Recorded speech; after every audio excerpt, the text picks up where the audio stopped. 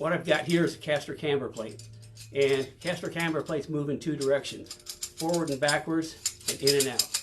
The forward and backward is caster, and caster is very important.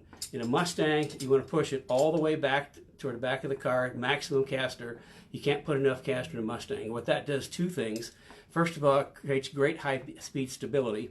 And the other thing a lot of people don't know about, it actually helps turn in and improves the camber gain.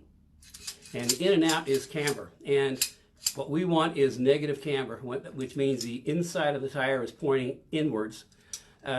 Because Mustangs have what's called a positive roll suspension. The more the car rolls, the more the alignment goes to positive camber. You don't want positive camber, that chews up the outside of the tire. So we start with a lot of negative camber, so when a car rolls over, you get a flat footprint.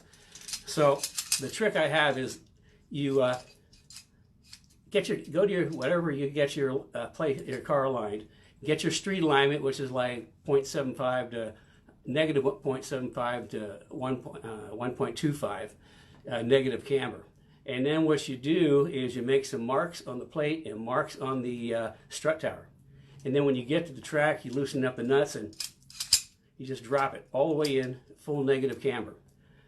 Sounds like a lot, but from there, what you want to do is you want to, over the course of the first day, is you want to tune the camber based off of your tire temperatures and tire wear.